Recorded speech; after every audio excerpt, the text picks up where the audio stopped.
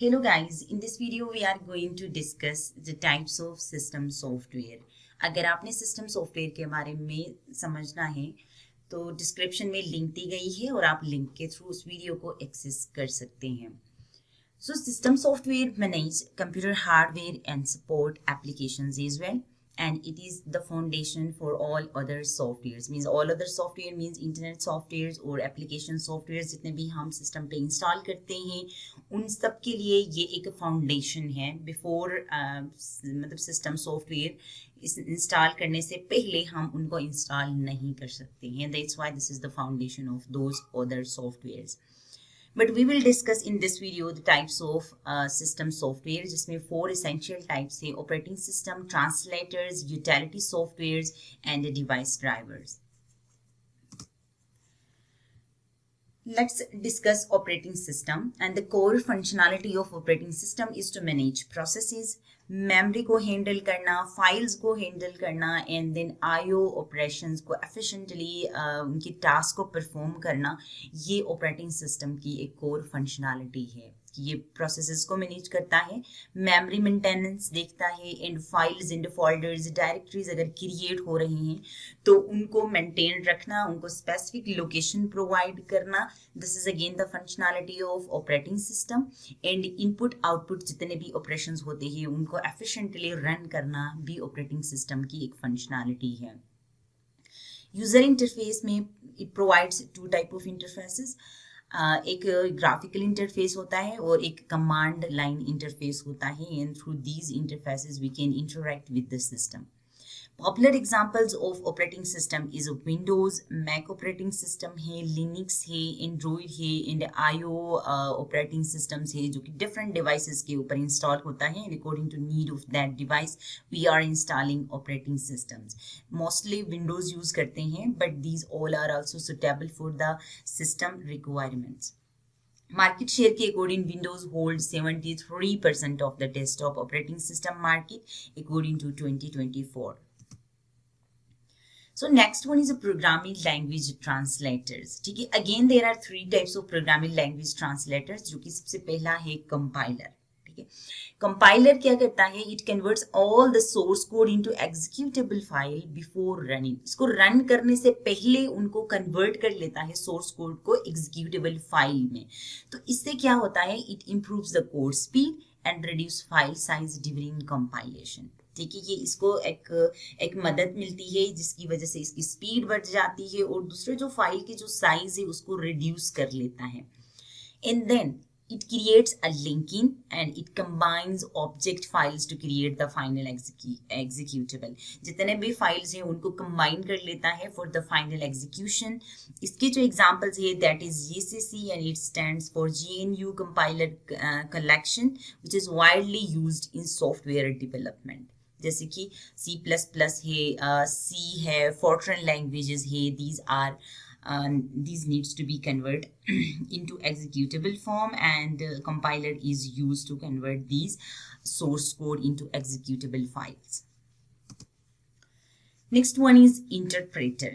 Interpreter translate करता है line by line. Execution के लिए use होता है and it translate and runs source code one instruction at a time. ठीक है, दैट्स व्हाई ये अगर स्पीड के अकॉर्डिंग हम बात करते हैं तो this is slower than the compiler, क्योंकि ये लाइन बाय लाइन इसकी कन्वर्जन होती है और एग्जीक्यूट कर लेता है.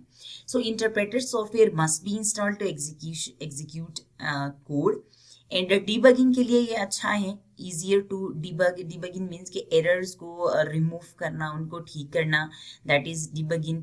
So easier to debug is errors show immediately and the performance is slower execution is compared to compiled programs.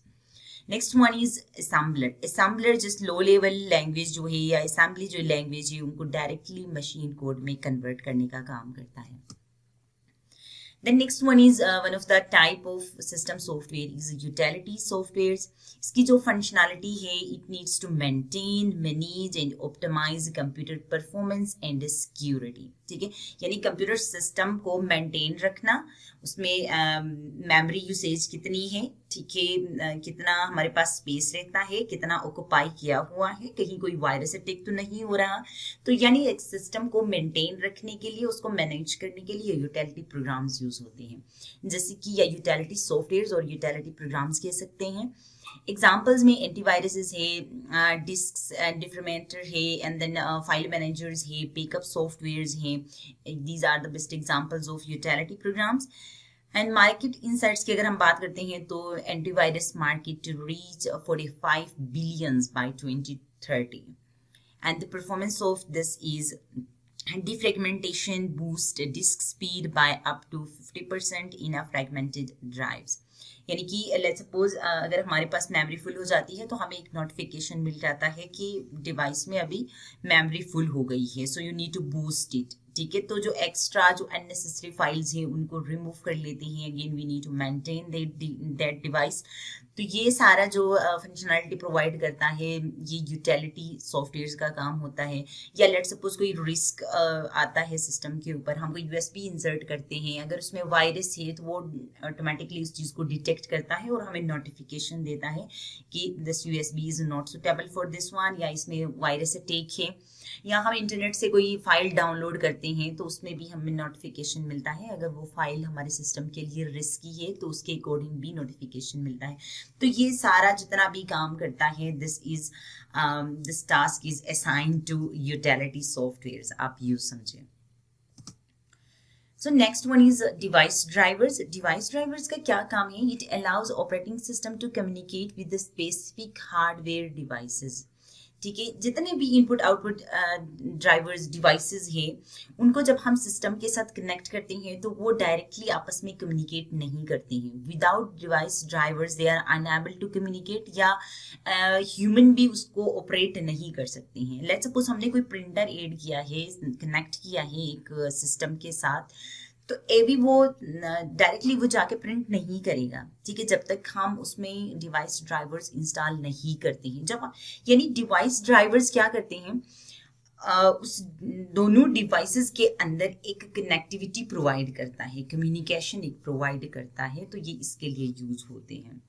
So these are also essential for a proper hardware functionality and stability। And quantity की अगर हम बात करते हैं तो modern जो personal computers हैं उनमें hundreds of devices drivers automatically यानी पहले से ही इंस्टॉल्ड होते हैं। पहले ये होता था कि हमें इवन साउंड ड्राइवर्स को भी इंस्टॉल करना होता था, मतलब बहुत छोटे छोटे ड्राइवर्स को हमें छोटे छोटे लेवल पे जो रेगुलरली यूज होते हैं उनको भी इंस्टॉल करना होता था। लेकिन अभी हंड्रेड्स ऑफ ड्राइवर्स जो डिवाइस ड्राइवर्स है वो पहले से ही इंस्टॉल्ड होते हैं। बट हमारी अकॉर्डिंग अपनी नीड के अकॉर्डिंग हम डिवाइस ड्राइवर्स को इंस्टॉल कर लेते हैं। जब हमें किसी हार्डवेयर को कनेक्ट करना होता है कंप्यूटर के साथ तो उस टाइम फिर उसके अकॉर्डिंग हमें ड्राइवर्स इंस्टॉल करना होता है। So this is all about the types of system software. And thanks for watching. If you have any question, just drop your question in comment section and I will be happy to help you. Don't forget to subscribe and hit the bell icon for more updates related to computer technology or related to computer basics. So thank you for watching this video.